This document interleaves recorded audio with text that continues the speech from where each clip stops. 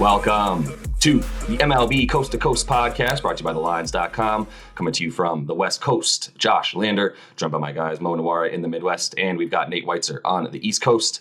And gentlemen, we are looking at some game twos in this ALDS, a couple series here. We know the Yanks are up 1-0. Houston, in dramatic fashion, also up 1-0 in these series. So we're going to take a look at both of these. Let's go ahead and kick things off here with the Stros and Seattle. Minus 425 now is that series price for Houston to win two more games. Seattle plus 340 for them to come all the way back. So in this game two, we do have minus 155 on the money line there for Houston. Seattle plus 135. We got Framber and Luis Castillo, a total of 6.5 runs. Nate, I'm setting you up here to tell me what you like here in game two with this pitching matchup. I think you got to lean Mariners a little bit. Mo was on them there in game one, and man, they jumped all over Verlander. Framber is definitely a little easier to get to. I mean, they got to him for 3 earned runs both times they faced him this year. Seattle is the 9th lowest ground ball rate against lefties, so that explains some of their success against him. And he has not been as successful in the playoffs for sure. I mean, his ERA last year was blown up by that Braves lineup, gave up 5 earned in both World Series starts. This Mariners team, I mean, a lot of momentum, a lot of belief probably forming after what they did to the Blue Jays, and then being able to rally the way they did against these Astros. I don't know if plus 135 is enough to just fire on this game, but we talked about prior to game one, the Astros winning that first one and then the Mariners winning the series. So I'd still be interested in the series price for sure. And for Seattle to even force a game 5, about the same as this money line here, plus 130 right now. I think go ahead and take them to just pull it off at plus 340, like you said. That's some intriguing juice. As far as the pitching matchup, yeah, I think Framber under 5.5 Ks worth a look. Luis Castillo is extremely talented. We saw what he did in his postseason debut. He matches up pretty well against the Astros, who have never seen him, and they struggled a little bit against the slider in the second half. They were great against the changeup and fastball all year, but I think he'll be able to eat up some innings here and then give the Mariners a slight edge in the bullpen, and maybe a slight edge with this lineup, at least at the top, a top-heavy lineup that I think should be able to produce against Framber.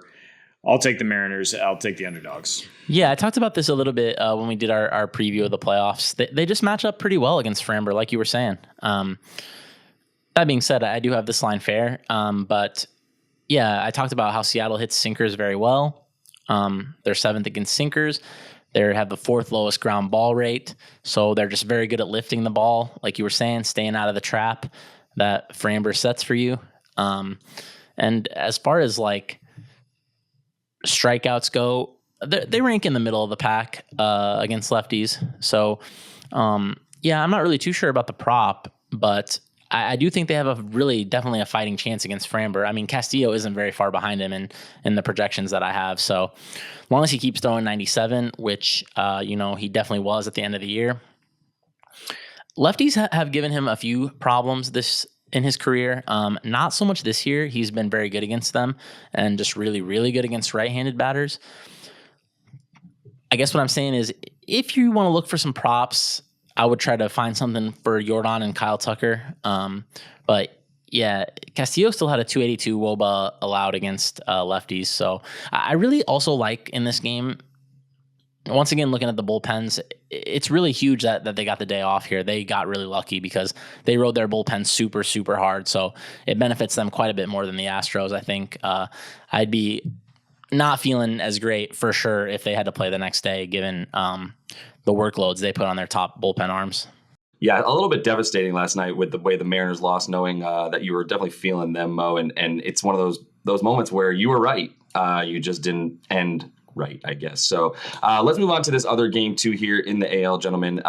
Those Yankees and the Guardians, now huge favorites for the Yanks to win the series at minus 360 and minus 140 on the money line in this game, with Nasty Nestor making his playoff debut, taking on Shane Bieber, who looked really, really, really good, like the Shane Bieber of old against the Rays the other night, keeping that ball inside the park as he's wont to do. So in this one, I guess, really what we're talking about here, Mo, and I'll kick things off with you, is how do you feel about Nestor making his playoff debut? And is there any possibility of Bieber silencing those bats to keep them under 4 runs or so, which is not something the Yankees have been doing as of late, as they continue to average a bit more over 4 runs over the last 20 or so?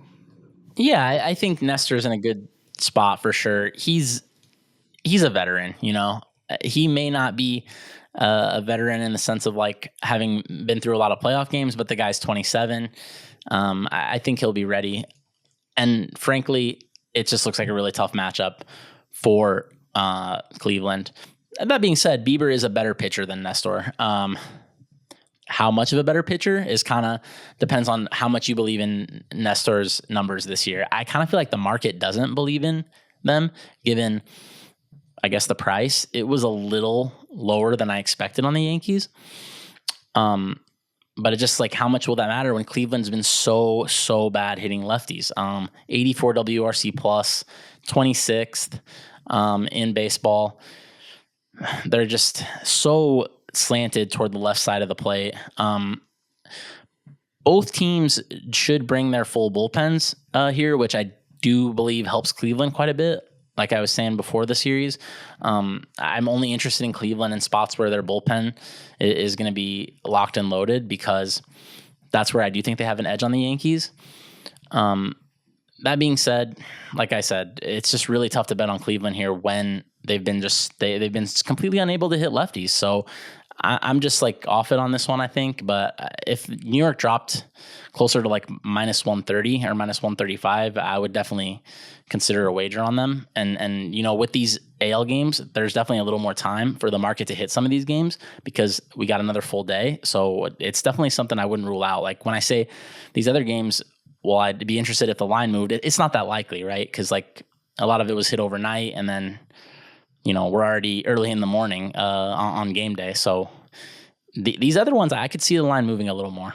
But unfortunately, I think it's probably going to move in the Yankees' direction, since the Guardians' offense has just looked pretty non-existent in the postseason, and that was the biggest concern Mo talked about coming into this, is just a lineup that isn't that dangerous and certainly isn't very dangerous against lefties.